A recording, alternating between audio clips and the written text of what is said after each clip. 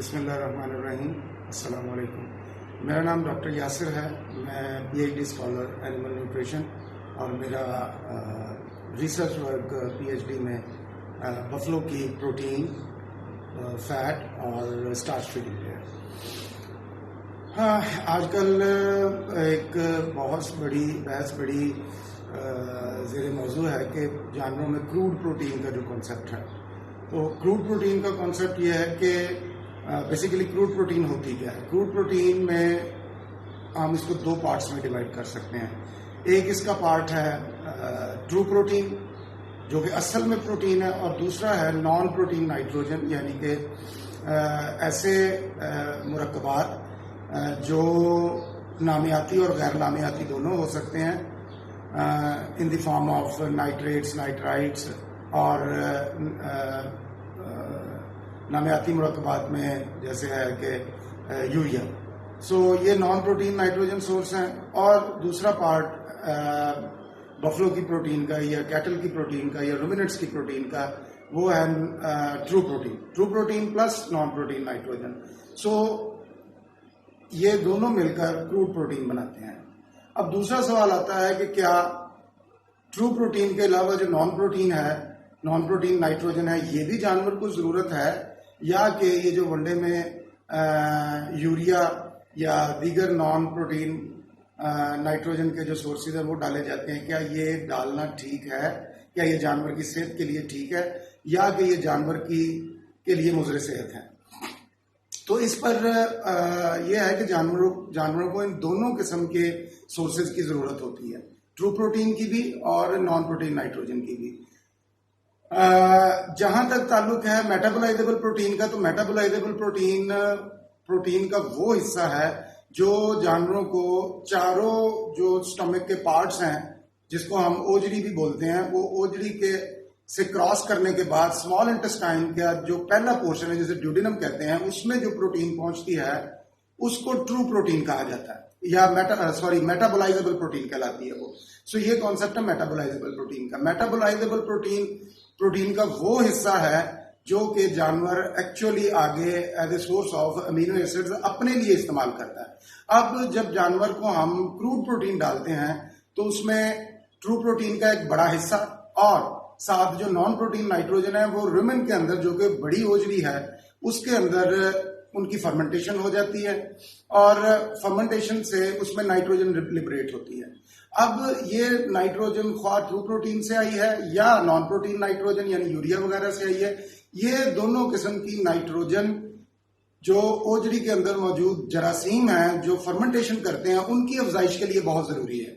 अगर ये नाइट्रोजन कम हो जाए तो रुमेन के अंदर जो जरासीम हैं जो फर्मेंटेशन कर रहे हैं, वो जरासीमों की तादाद कम हो जाती है और जानवर को हाजमे की और ओजरी की कमजोरी के प्रॉब्लम भी होते हैं।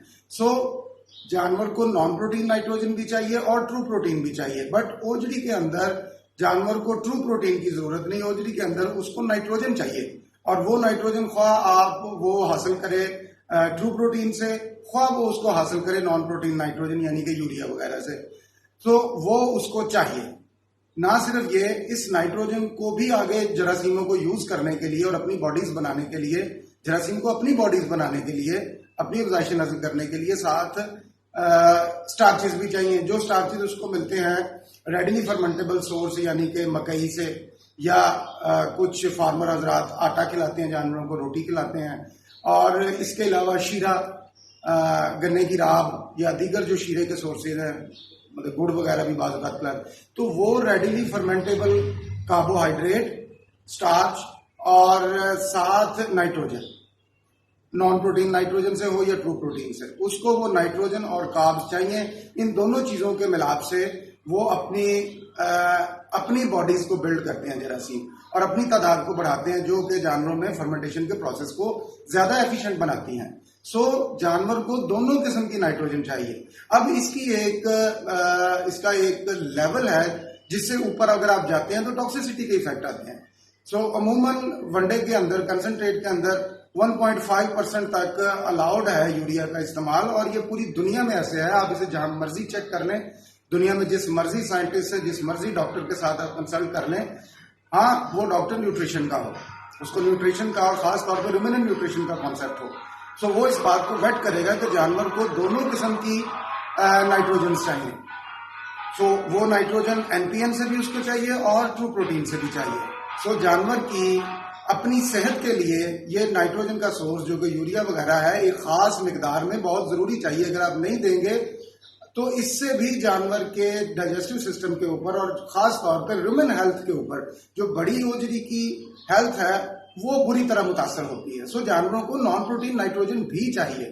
सो ये कॉन्सेप्ट बिल्कुल गलत है कि आप एक वंडा या राशन जानवरों का तैयार करें। रुमिनेंट्स की बात कर रहे हैं तो रुमिनेंट्स का वंडा या उनकी फीड तैयार करें टोटल राशन, तो उसमें आप नॉन प्रोटीन नाइट्रोजन यानी कि यूरिया या ग्लूटेन वगैरह आप ना डालें। ये भी जानवर की परफॉर्मेंस को नेगेटिवली इम्पीड करते हैं और इसके लिए आप किसी भी अच्छे जर्नल या सोर्स पे जाके आप इसको चेक भी कर सकते हैं खुद भी कि क्या इज इट जस्टिफाइड के जानवरों को आपने नॉन प्रोटीन नाइट्रोजन देनी है।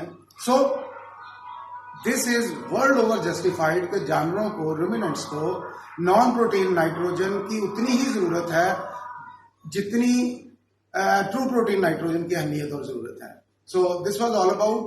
For any questions and queries, you are welcome to post your comment, and I'll respond back to all of the queries. Thank you very much. Assalamu alaikum.